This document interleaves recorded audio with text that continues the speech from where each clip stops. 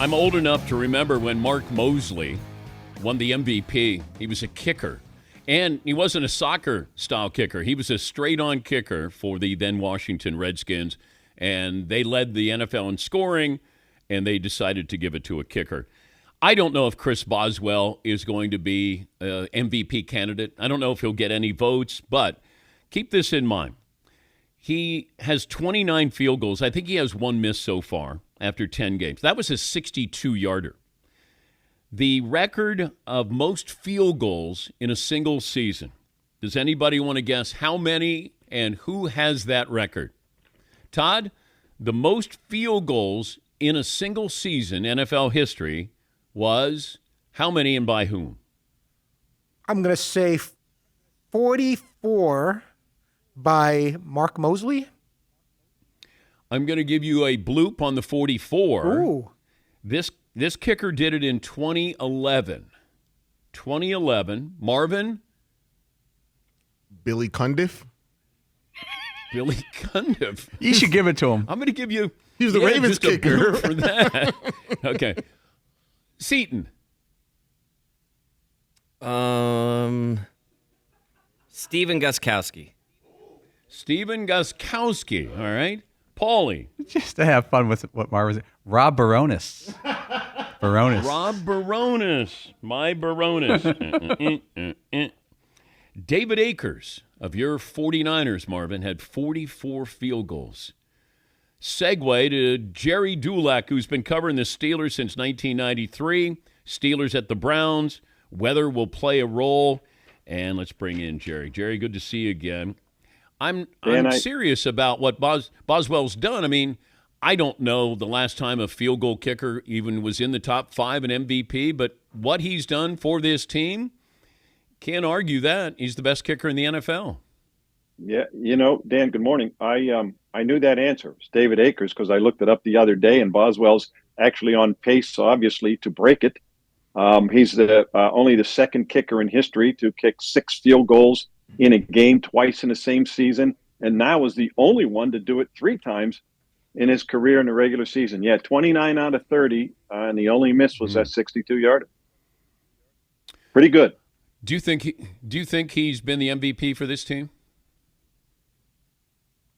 You can make an argument, that's for sure. I mean, Najee Harris has been pretty good. TJ Watt is just so disruptive defensively. But the fact that the quarterback duty has been split, so it'd be hard to cast that vote just now. But you can make a pretty good argument that Chris Boswell might be their team MVP. And I bet if they had to vote today, I bet the Steeler players would probably vote their kicker. Fill in the blank. Russell Wilson's play so far has been what? I would say as expected. And by that, I mean, Dan, that's the reason why they brought him in. That's the reason why they put him in as the starter after six games, even though Justin Fields was 4-2. I think he's played, considering how little he played, the 6 series in the preseason that played the last 2 regular season games last year. The fact that he had been pretty much inactive for an extended period and to come in and play as well as he has, Dan, that's been a little surprising. But again, that's why they made this move. So that's why I would say what I did. Weather's probably going to play a role in this. Does that favor this? I know they're favored by 3.5, but does that favor them even more so that it could be defense run the ball? Dan, despite the fact that the Steelers historically have dominated the Browns the last kind of 6-7 years, there's nothing in their advantage. I think they're 1-4-1 in their last 6 games there, and those haven't been a strong Browns teams. But I think the Steelers want to come in and run the ball anyhow. When I look at the forecast, it looks like shortly after game time that whatever weather is there is going to stop. The good news is I'm driving up in a little while, and it looks while I'm driving I should be okay. But at least it looks like anything bad stops by 9 o'clock. So we'll see. But I think the Steelers wanting and to run the ball and ability to run the ball would certainly be to their advantage. Okay, let's size up the Steelers, how they compare to Buffalo, how they compare to Kansas City, any other team in the AFC. Dan, record-wise, it would indicate that they are right up there with those teams. Of course, tied with Buffalo, a game behind the Chiefs.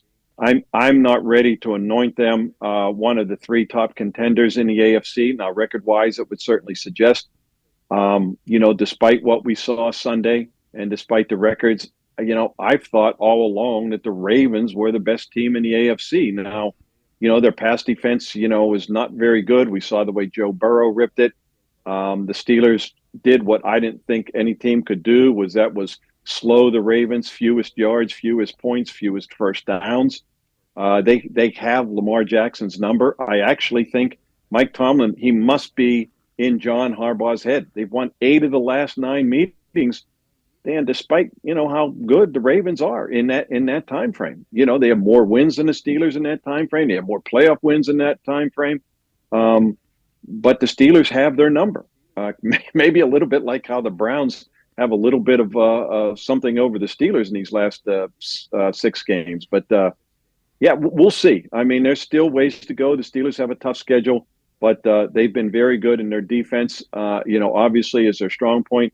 But what we've seen with Russell Wilson has the ability, has brought that offense almost to the level where if they have to, they might be able to bail out the defense. And that wasn't always the case these last couple of years. When do you know if Mike Tomlin's in a good mood? Never after any game. He's in a more of a testy mood after a win because he doesn't want to send a message to his players that he's giddy or happy.